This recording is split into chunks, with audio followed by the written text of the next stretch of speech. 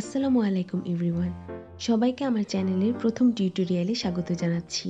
আজকে আমি আপনাদেরকে এই সহজ এবং সুন্দর ক্রোশে লেসটি তৈরি করে দেখাবো। এটি আপনারা যে কোনো জামা, ওড়না অথবা ব্লাউজের বর্ডার হিসেবে ব্যবহার করতে পারবেন এবং এটি বিগিনার ফ্রেন্ডলি বলে নতুন ক্রোশেটাররাও তৈরি করতে পারবেন। এর জন্য আমাদের প্রয়োজন হচ্ছে 9টা সুতা এবং 1.25 মিলিমিটার ক্রোশে হুক। চলুন শুরু করা যাক। প্রথমেই আমি স্লিপ নট দিয়ে শুরু করছি।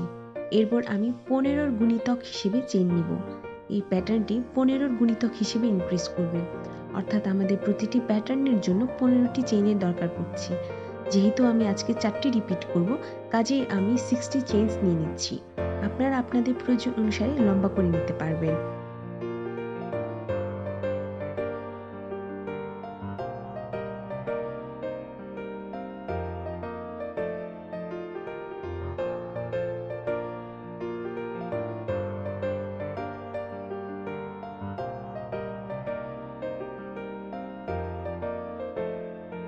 আমাদের 60 চেইনস নেওয়া শেষ হয়ে গেল। এরপর এখানে আমি 3টি এক্সট্রা চেইন নিয়ে নিচ্ছি, যেটা আমাদের ডাবল ক্রোশে হাইট হিসেবে কাউন্ট করা হবে। এরপর আমি হুক থেকে 4 নাম্বার চেইনে একটি ডাবল ক্রোশে তৈরি করব।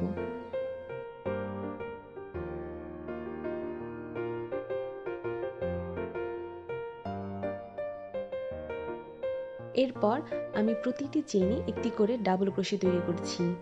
এই রো কমপ্লিট হওয়ার পরে হাইট ছাড়া টোটাল 60 ডাবল ক্রোশে তৈরি হবে।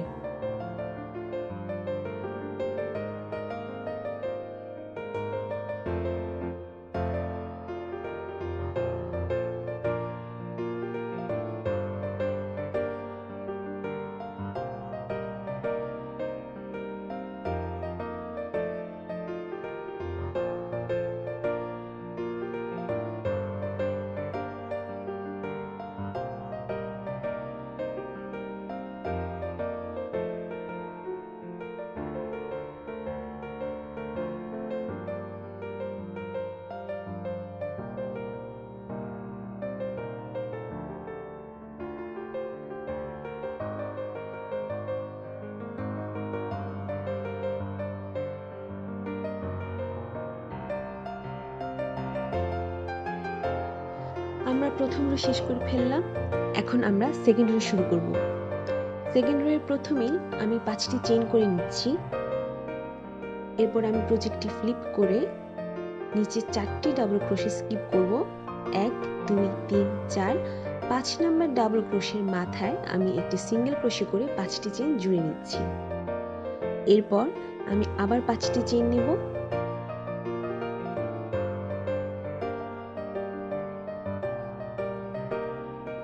নিচে আমি 4টি ডাবল ক্রোশে স্কিপ করে 5 নাম্বার ডাবল ক্রোশের মাথায় একটি সিঙ্গেল ক্রোশে করে 5টি চেইন জুড়ে নিলাম। এভাবে আমরা এই পুরো রোটি কমপ্লিট করব। যারা কাপড়ে সরাসরি ক্রোশে করে এই প্যাটার্নটি করতে যাচ্ছেন, তারা এই রো থেকে কাজ শুরু করবেন।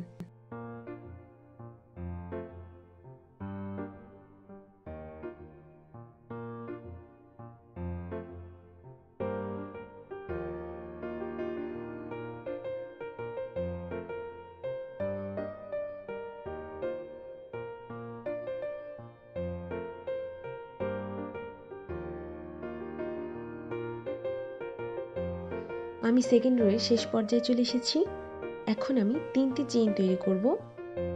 তারপর প্রজেক্টটিকে উল্টে প্রথম 5 চেইনের গ্যাপে একটি সিঙ্গেল ক্রোশে করে জুড়ে দেব। এরপরে যে সেকেন্ড 5টি চেইনের গ্যাপ আমাদের তৈরি হয়েছে, সেই গ্যাপে আমি 10টি ডাবল ক্রোশে ক্লাস্টার তৈরি করব। 1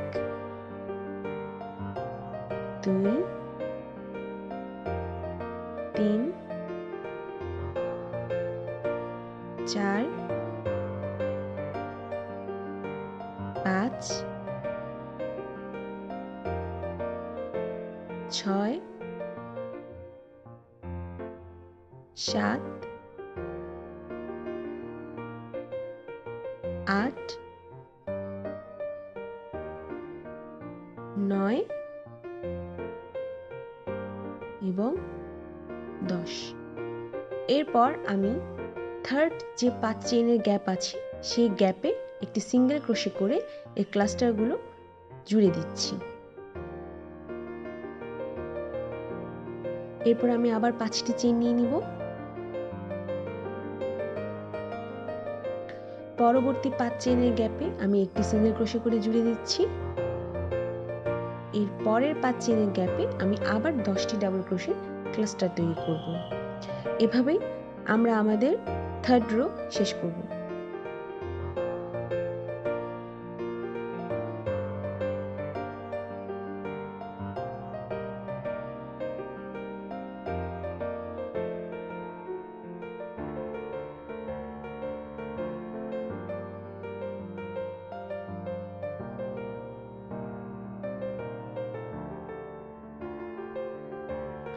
থার্ড রো প্রায় শেষ।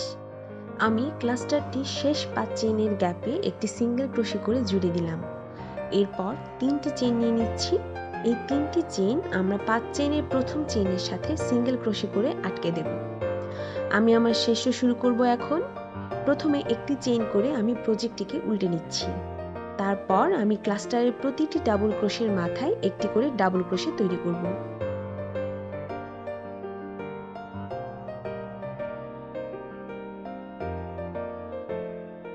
এখন 3টি চেইন নিয়ে তৈরি করা ডাবল ক্রোশের সামনের গ্যাপে একটি সিঙ্গেল ক্রোশে তৈরি করব। পরবর্তী ডাবল ক্রোশের মাথায় আরেকটি ডাবল ক্রোশে তৈরি করছি।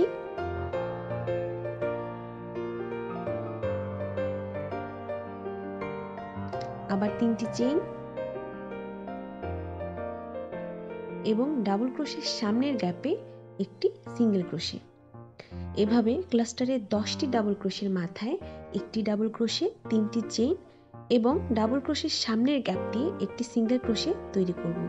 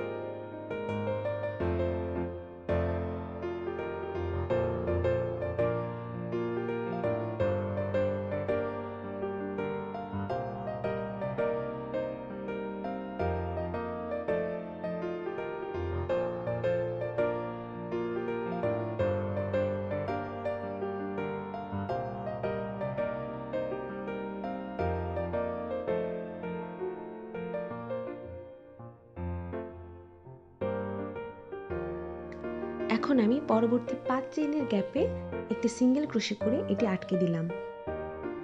আমাদের প্যাটার্ন দেখতে এখন এমন দেখাবে। এরপর পরবর্তী ক্লাস্টারের ডাবল ক্রোশের মাথায় আবার একটি ডাবল ক্রোশে তৈরি করব। 3টি চেইন নেব।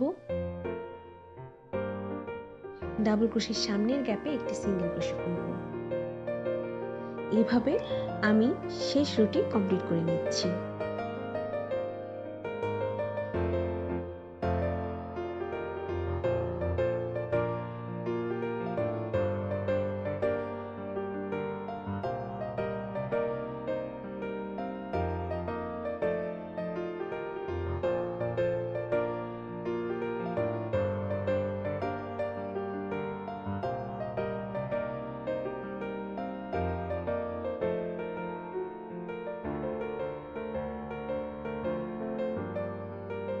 আমি আমার প্রজেক্টের একদম শেষ পর্যায়ে চলে এসেছি। এখন আমি আমার প্যাটার্নটিকে একটি সিঙ্গেল ক্রোশে দিয়ে আমাদের প্রথমে করা 3টি চেইনের গ্যাপের সাথে আটকে দিচ্ছি। একদম সহজ একটি প্রজেক্ট, দেখতে খুবই সুন্দর, কিন্তু করতে একদমই অল্প সময় লাগে। আমরা এখন আমাদের সেফটির জন্য আরেকটি এক্সট্রা চেইন নেব। তারপর আমরা আমাদের সুতাটি কাটবো। এতে করে আমাদের এই সুতাটি খুলে যাওয়ার কোনো ধরনের কোনো সম্ভাবনা থাকছে না। আমার প্রথম প্রজেক্ট শেষ। আশা করি সবার ভালো লাগবে। ভালো লাগলে লাইক, কমেন্ট এবং শেয়ার করবেন। সাথে আমার চ্যানেলটিকেও সাবস্ক্রাইব করবেন। সবাই সুস্থ থাকবেন, ভালো থাকবেন। ধন্যবাদ সবাইকে।